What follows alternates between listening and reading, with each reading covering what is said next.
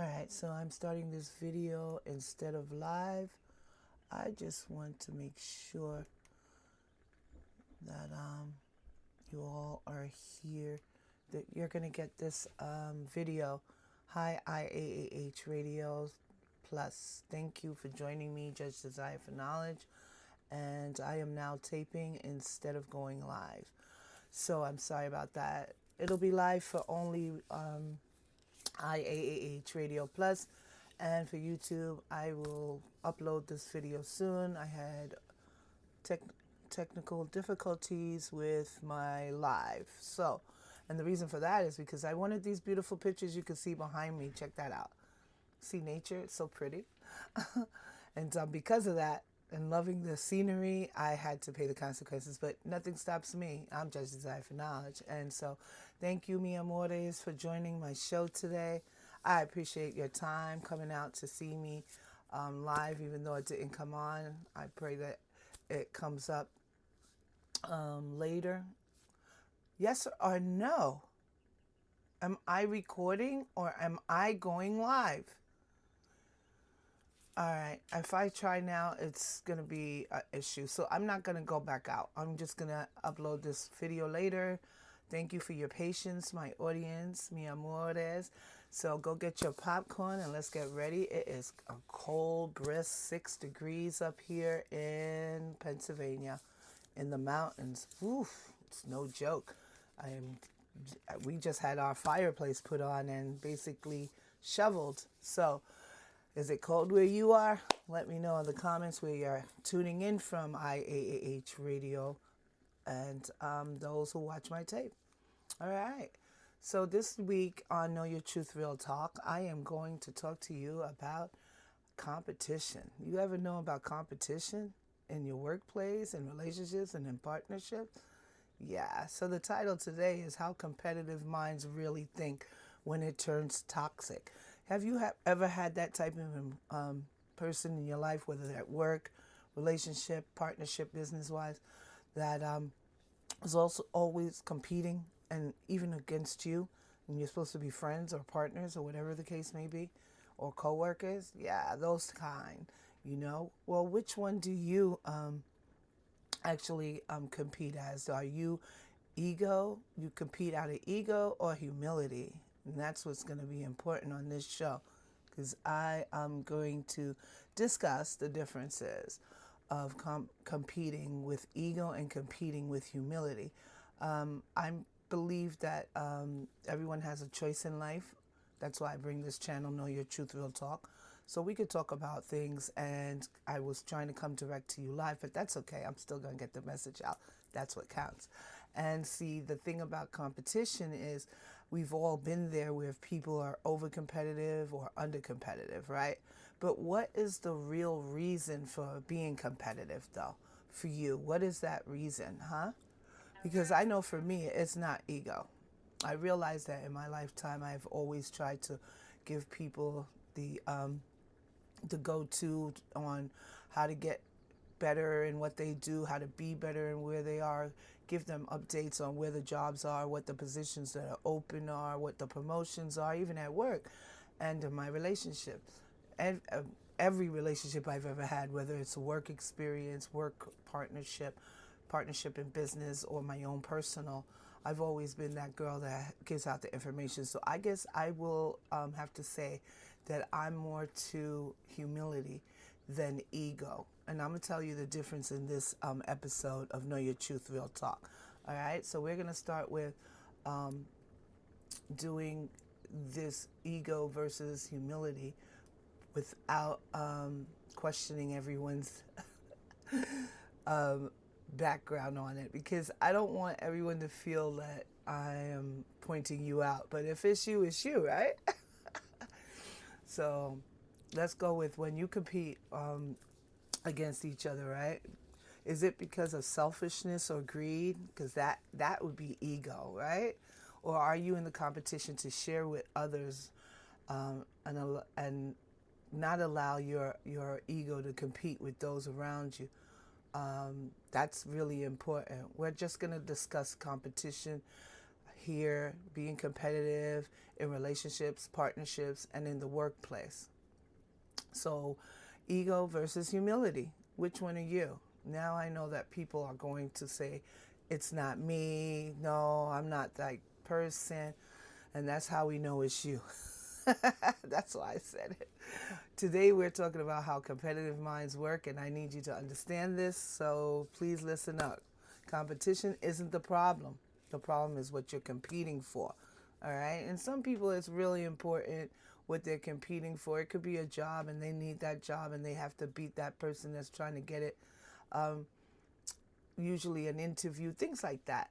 However, when you're taking an exam and it's competitive, I've taken competitive exams, that's what they're called, open competitive and promotions. And I still share those titles with other people because I don't see you as my competition. And that's very healthy. Because why would you be my competition? If I pass, I pass, I don't. And you're going to get it or not. So why would I want to step on your toes when I don't find you to be a competitor to me? So there are people that compete in things that make sense and people that compete in things that don't make sense. So this show is going to show you what makes sense, I hope, and what doesn't make sense. And some people compete for excellence, like I said. Other people compete for status. And that's the difference here between the two. And the difference between that is a high performer and a high headache. So we have two types. We have the type 1, the ego-driven competitor, which this type of person competes to win respect, with control, with the room. Now, this is a ego-driven competitor. It sounds nice, but it's more than that, all right? They don't just want to be good. They want to be seen as better than you. So be careful when you see those type of people. Their inner voice is basically, if I'm not on top, I'm nobody. And that's how they see life. If they're not the best, they're nobody. And that's not true. But, we got the ego, right? And then there's the type 2, the humble competitor. This is why I was saying ego versus humility. The humble competitor, this type of person, of course, competes to master the craft, which is smart, raise standards, and builds results. They can be confident without being a clown about it, right? I mean, who wants to make themselves look stupid in the end? But their inner voice, and this is humble competitors, is I'm not perfect, but I'm serious. Coach me, teach me. Those are the ones. Those are the type of people that you want by your side. They're a true competitor, but they're not there to walk on you, step on you, or anything like that. Now, let's break this down in real places it shows up in, like in relationships.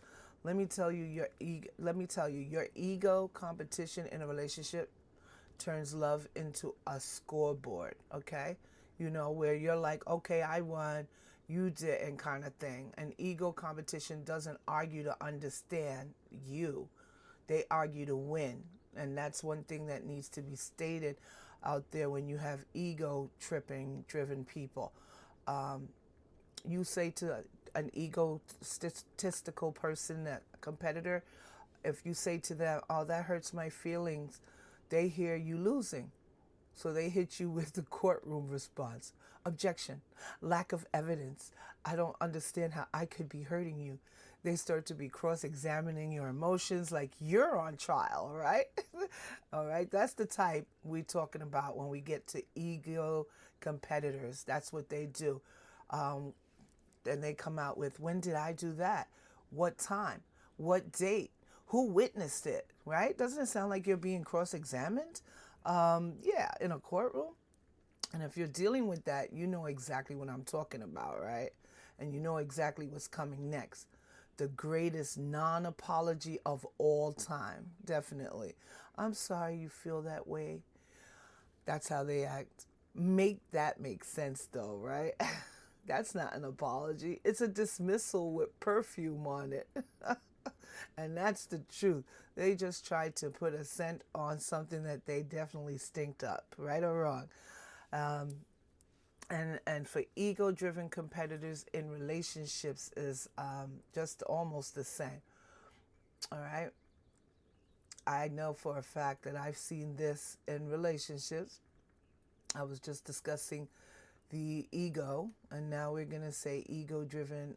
I'm going to discuss ego driven competitors in those relationships and what they do. They keep score, they need the last word, they turn every disagreement into a character assassination, and somehow every conversation ends with you apologizing for bringing it up. When you notice that, then you know that you have someone that's an ego driven competitor. Now, when you're dealing with a humble competitor in a relationship, now these are personal relationships, okay, guys? They still have pride. A humble competitor still has pride, but it's disciplined, all right? They can say stuff like, "Yeah, I did that." Now that's taking notice, right? "Yeah, I did that." Taking accountability. "I see how that sounded. I'm going to fix it." In contrast to the ego driven one, that they don't know who, that they don't even know they made a mistake. They don't care, okay? But the humble one does. So they have accountability, which is really important, that we stay humble competing. But not everybody's going to want to be that person. They prefer tearing people down and stuff like that. I prefer being a humble competitor. It works out at the end, and I'll show you how. Like I said, they're the ones that take accountability. They don't treat feedback like disrespect. They treat it like information.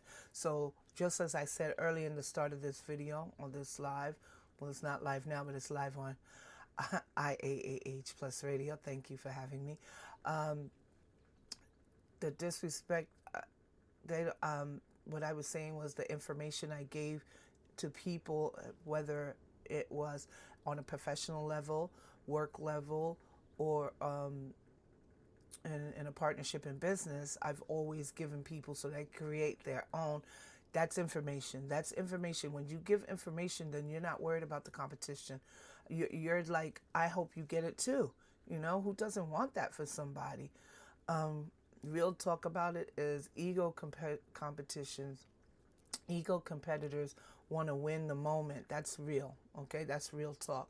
Humble competitors want to win the relationship, and you can feel the difference.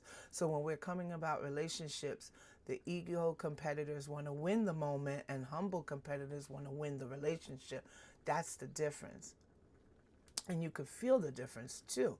With ego, you feel tense. With humility, you feel safe, right? I mean, it makes sense because you don't have to pay for telling the truth anyway, right? That sounds like it.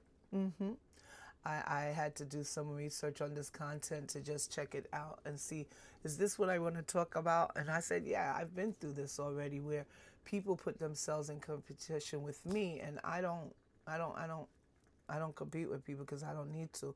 It's like on social media. You got all these people and they're out there competing.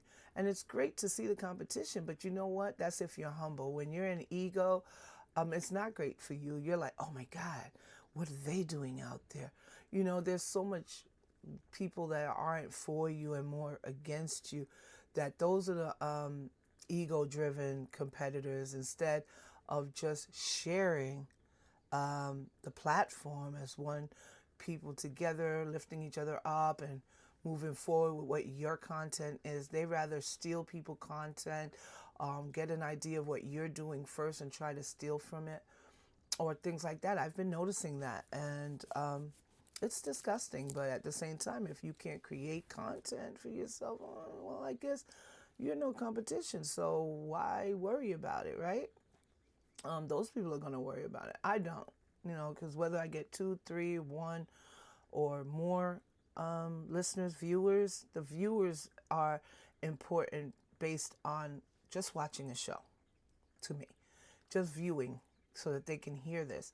Not how many people are going to like it all the time. It's good to have because you need it in order for it to go through the process on YouTube and everywhere else. But it's not required for me. If you don't like, you don't like. Like, I'm not going to live my life looking if you like it like others. That's competitive. Oh my God, how many likes am I going to get today? I mean, I only look at my likes so that it can go, the algorithms can get to those who need to see the show. And there are a lot of people that need to see shows like this instead of shows that are ridiculous. Like, for instance, when you're competing with people that's ridiculous, they're the ones actually having all the followers. That's not going to make me change my program, my platform to be ridiculous. I'm still going to try to bring logic, sense, making sense, logic, and good communication. Things like what I have been bringing, changing it up, bringing legal matters every last Saturday of the month, things like that, you know. But people will steal your stuff. I haven't seen it yet, and I'm really not certain if they could, because they won't give it the savvy I give it. And my name is trademarked. So, as you see the TM up there, challenge me. I would love to see that, but I'm not competitive like that. If you choose to do what I do, do it. Do it better, you know? But if you choose to take my name, I will take you to court. That is what I created many years ago, and I'm just using it now. But see, we have people out there like that. They're ego-driven. They don't like you because you got the name first, or they don't like your name, or whatever it is. Social media is one of the most competitive places I've ever seen outside of the workplace. All right, so let's go on to, please subscribe, like, and share. I have a lot of other videos relating to so many different aspects of Know Your Truth Real Talk. If you go check those out next week, and I have a special for you guys on Know Your Truth Real Talk. And I'm going to try to get this mechanism here to work the background and go live, because I was told I was up on this one, but the sound was not good, so I decided to tape this. And hope to see you live next week, everyone. I want to do this live so I can interact with my people, mi gente.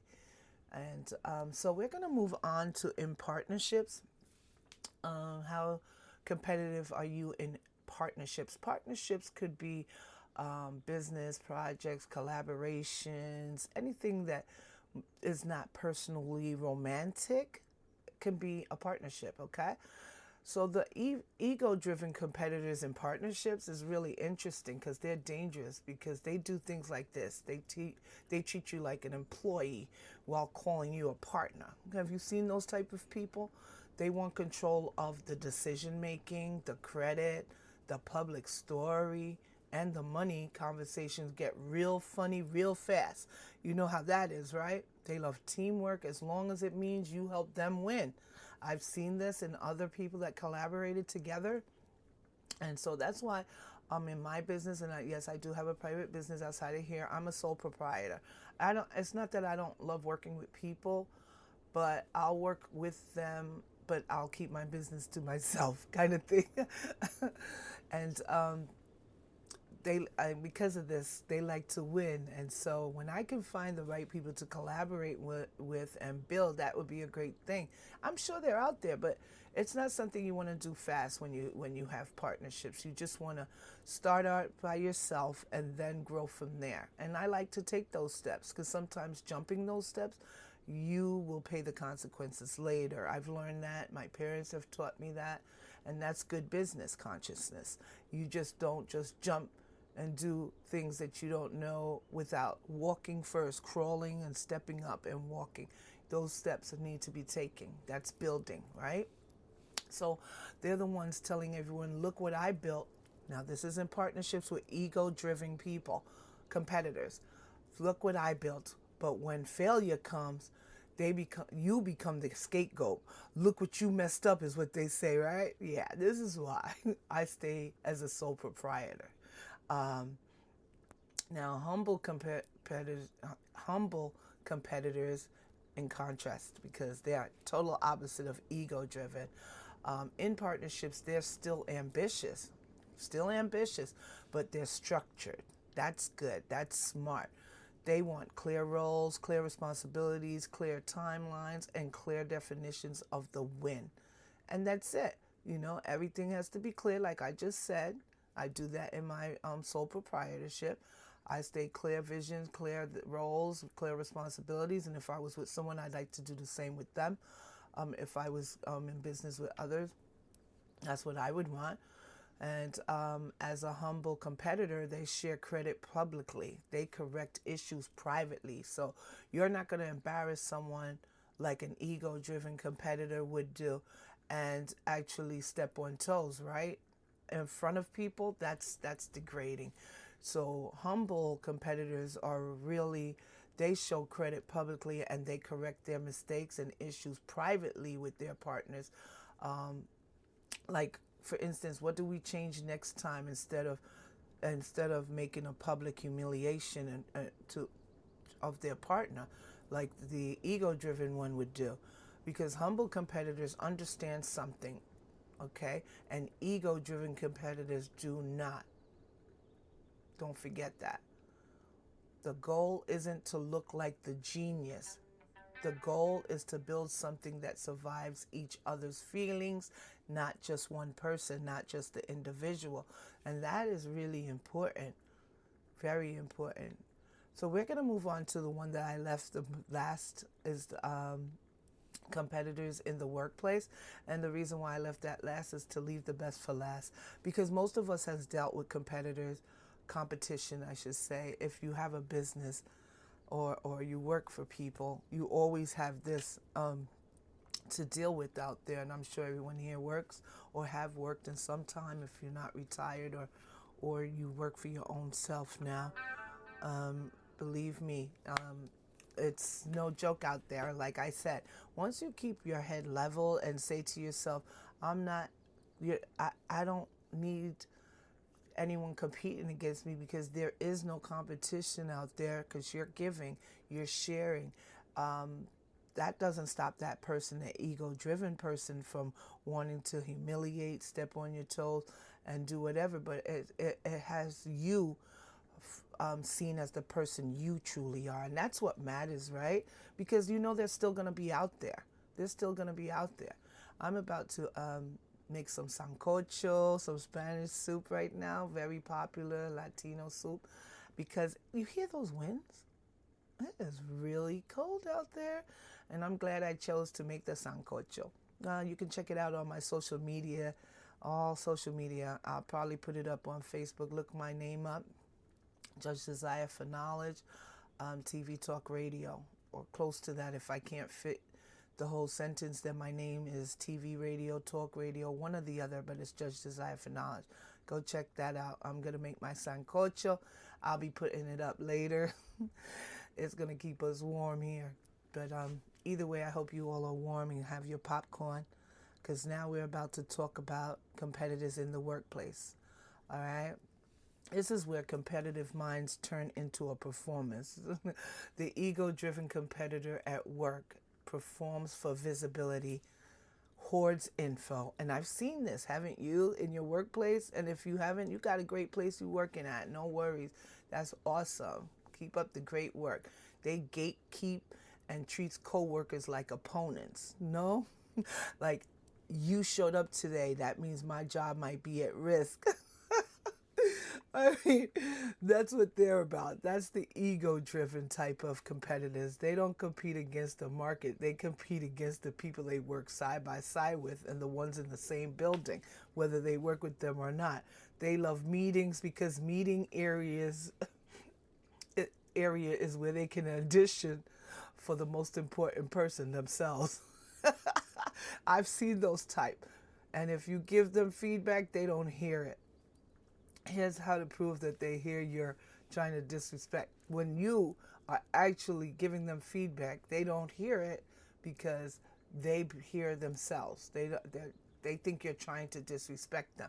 So when you're at a meeting, the audience is them. They don't care about audience. They want to be the audience. They audition at that time. That's the time that they don't want you to say anything. No feedback. No, let me help you improve.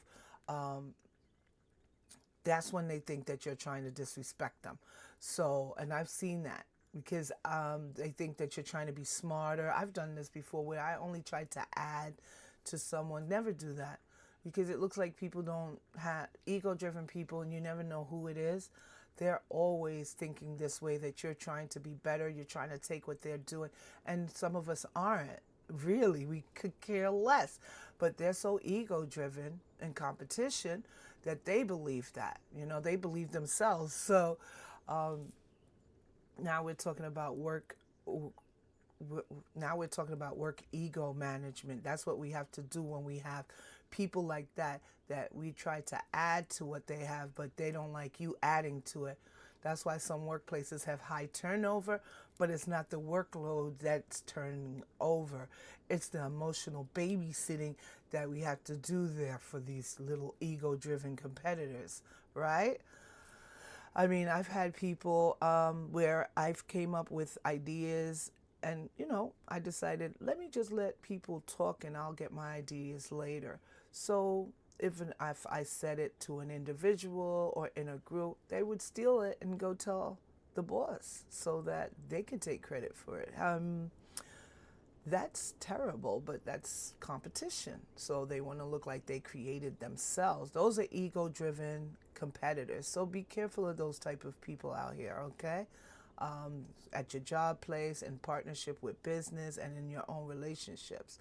Not as much as in personal relationships, because I feel like if you have to compete with someone you're dating, married to, or whatever relationship with, that is your enemy. So I wouldn't be dating you, and I don't find it logical for anyone to want to date someone in competition with them, but with their own personal relationship, their partner in that personal relationship. But they are out there, believe it or not. Like I said in my last video, I don't remember what it was, before legal matters on relationships. I believe I mentioned that there was a time I met someone and they were competing with me. How does a male compete with you? Do you want to look like a girl, be a woman? I don't know. But either way, let's get back to the subject. That was funny, right? Let's make that make sense when it comes to relationships. But now we're talking about the workplace, so let's get it. Those are ego-driven competitors in the workplace. So now we're going to deal with humble competitors at the workplace, because they move differently. They really do. Now, I've seen those type as well, because not everybody's bad. Myself, I do this as well. Humble competitors document, they share knowledge. This is what I've said earlier. And they build systems and solve problems. They don't need to be the loudest person. They need to be the most reliable person. And that's what a lot of us are out there in the workplace, instead of being ego-driven competitors. Humble people, competitors, say things like, that was my miss, because they're mature, they're adults. Here's what I'm going to do to correct it. And that's really rare. That's what we call leadership, right? People that speak like that. And I'm one of them, and I'm not trying to give myself a pat on the back, but I realized when I was doing this research on this, and I figured what I'm going to say here, I saw myself in this as the humility when it comes to being a competitor. I don't compete much, but I do compete in things that are going to grow, build into leadership, those kind of things, but not just for myself, for others, those around me, those I care about, my own family and stuff like that. So always remember, if you're around someone and you feel smaller than them, tense, confused in the workplace, like you're always defending yourself, that's usually ego competition, all right? Versus if you're around someone and you feel clear, respected, challenged, but yet not humiliated, that's a good thing. Truth is allowed in the room. That's a good thing, because humility doesn't mean soft. It means stable, okay? Stable. And when you're dealing with the ego-driven competitors, they're not going to give you that, any of that. So what basically here, it's ego versus humility. And that's what you just saw. When I stated, if you're around someone that you feel confused, tense, smaller than, and like you're always defending yourself, that's usually ego competition. And if you're around people that you feel clear, respect, challenged, but not humiliated, and truth is allowed in the room, then you know that that's the humility. All right, so ego versus humility. Which one would you be when you're competing out there? Or does it matter to you, either way, because to me it doesn't matter what other people want to do and be, because I still don't consider myself in competition with them anyway. In life, I don't feel like I have to worry about competition. I do my own thing, and it's a certain type of mindset that would take you to get to that level. Because years ago, I'm sure is when I was a little younger than now, I, it would have been different had I not learned through wisdom. But yeah, but I've never competed to hurt others in the process. That's serious. That's like ego driven kind of competitor, you know? So I would just say it like this. Let me just say it. Being competitive is not the issue. All right. Ego driven individuals turn competition into domination. That's what that is. And while being humble turns competition into excellence, ego driven people do not. They do the total opposite. They want to dominate, they want to take over, they want to be the ones that are known. And that's not bad, but it depends on how many toes you step on. How evil do you have to be to get to that place? I mean, I just can't see myself doing it because I don't try not to step on other people's toes, and like a humble competitor would do, if they realize they're doing something, they step up and have accountability, where ego driven people do not step up. They're like, I don't care, I'll walk all over you kind of thing. In the end, they get dragged apart, believe it or not, because there's no way you don't get karma for the things you've done in lifetime. I just believe that karma does exist in every sense and word of the matter. So so ask yourself this when if you're competing to be great, okay? Are you competing to be great, or are you competing to be seen? So these two things are different. There's one, to be great or to be seen. Now, to be seen is more or less ego driven, and to me, competing to be great is basically being humble. You know, you just want to be good in what you do, because if you're competing to be great or you're competing to be seen, each one is not one is a status. If you're competing for status, you'll burn down relationships, like I said, and partnerships and jobs just to feel right. And so that's not a good feeling, is it? But if you're competing for excellence, you're building something that lasts, and you won't need to scream to prove you matter. You know, screaming, I don't mean literally. I mean that everybody has to see you, know you, hear you. Without your voice, you know, you do things extraordinarily out of the way. Those type of things is called screaming, you know. But if this resonates with you, you already know what to do. Definitely. Okay. So when you become close to partnerships and relationships, hopefully not in relationships, personal relationships, or in workplace status, know these things ahead of time and see which one, you know, speaks out to you. And then you'll know if you want to change that or you want to stay there, you know. I'll stay there with the humble competitiveness, because I don't feel I need to compete with anyone. I'm my own person, so there's no need for me to do so. But not everyone feels that way. And if you feel the need, just do it in a way that you don't have to step on other people's toe, because it's not a nice thing to do. Yeah, I don't think that's really nice. So in conclusion, remember that there's enough to go around for everyone. Our provider, God Almighty, the universe, whatever you want to call him, it's positive though, has given enough to share. And in reality, there is no need for us to be greedy by competing against one another. Yeah, there's enough to share and go around, but we don't see it because we're so greedy. Everybody wants to take it for themselves, and that's the problem here.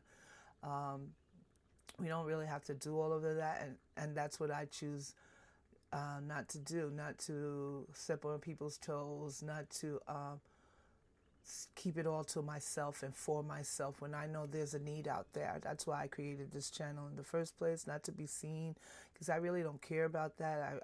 I can't believe I come out on a video channel and on radio weekly now, recently on the radio, because I wouldn't have done this for a million years, but before.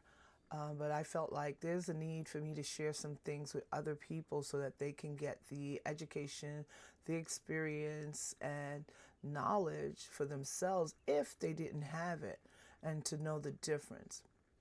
And that's really important to me because, like I said, I'm humble when it comes to sharing information. There's no competition for me because I don't let it happen. I'm not here to compete with other people. I'm here to share with them, alongside of them. And I know that everyone's not going to be the same, so I'm not worried about them. And if we have this mindset, you'd be the same way too. You wouldn't need to worry. You'll be on YouTube, you'll be on IG, you'll be on FB or wherever you choose to put your platform, on blogs or on podcasts. Do it. Get your story out there. Do what you need to do. Get your cooking, whatever it is, do it. I mean, why not? I mean, everybody needs to learn from others. We all don't know everything, right? That sounds so good to say. I'm sharing.